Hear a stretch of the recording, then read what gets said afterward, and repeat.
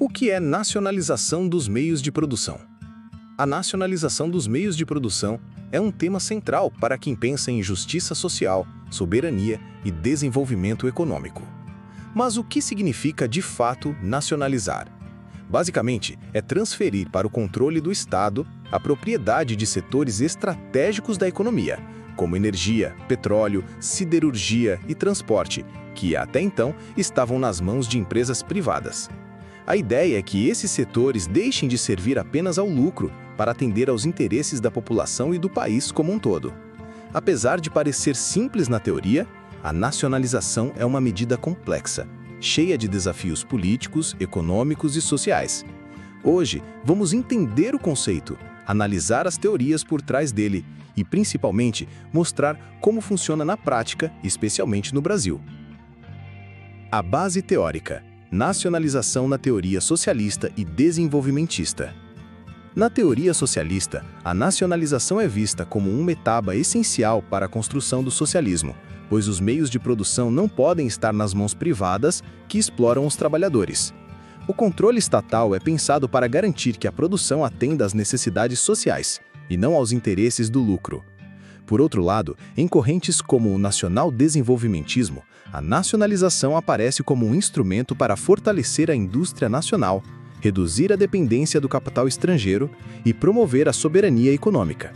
Essas teorias concordam que o Estado deve intervir diretamente na economia para corrigir desigualdades históricas, mas divergem sobre até que ponto isso deve ir e como deve ser feito. O que une essas visões é a ideia de que o controle público sobre setores estratégicos pode ser decisivo para o desenvolvimento social e econômico. Contradições na prática: o Estado como palco de disputas. Mas a teoria muitas vezes encontra barreiras na realidade. O Estado não é um ente neutro, ele está sempre em disputa entre diferentes classes sociais e grupos de poder. Isso significa que a nacionalização dos meios de produção não pode levar automaticamente à justiça social. No Brasil e em outros países, muitas vezes o Estado acaba sendo capturado por interesses privados ou elites econômicas que usam o controle estatal para proteger seus privilégios. Além disso, o desafio da eficiência gerencial e a pressão de organismos internacionais criam um ambiente complexo para a gestão das estatais. Assim, nacionalizar pode ser um primeiro passo importante, mas não suficiente para transformar as estruturas econômicas e sociais que mantêm a desigualdade. O exemplo brasileiro: nacionalização durante a Era Vargas e regime militar. No Brasil, a nacionalização ganhou força principalmente durante a Era Vargas e o regime militar, períodos marcados por projetos nacional-desenvolvimentistas. A criação da Petrobras, Eletrobras e Companhia Siderúrgica Nacional representou um avanço na industrialização e na autonomia tecnológica.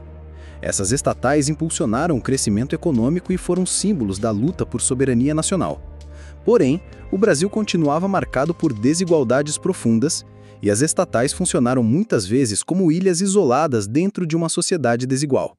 Além disso, a gestão dessas empresas nem sempre refletiu uma preocupação real com o controle popular e a distribuição dos benefícios para a maioria da população. Privatização e retrocessos nos anos 90. O que se perdeu?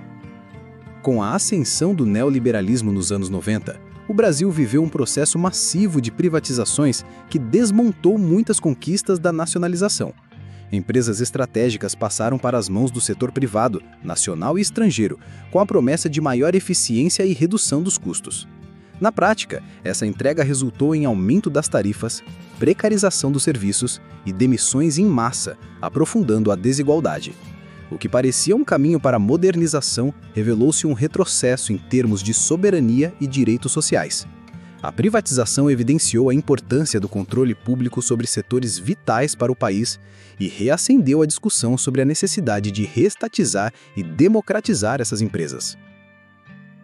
Desafios atuais: nacionalização, democracia e participação popular. Hoje, o debate sobre nacionalização no Brasil não pode ser dissociado da necessidade de democratizar o controle público. Nacionalizar sem ampliar a participação popular e garantir transparência é arriscado, pois corre-se o risco de repetir erros do passado, com a gestão das estatais capturada por elites políticas ou econômicas.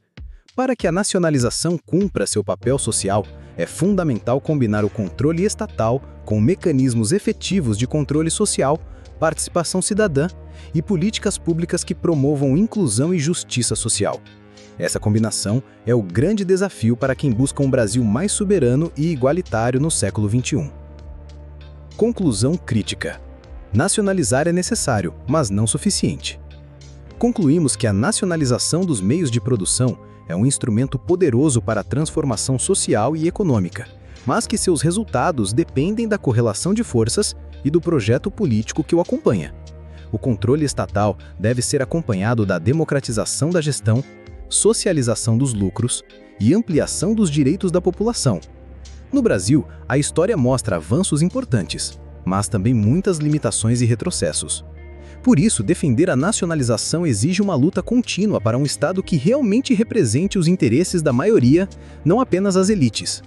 A verdadeira revolução está em unir controle público e democracia real, garantindo que os recursos do país estejam a serviço do povo, e não do lucro privado.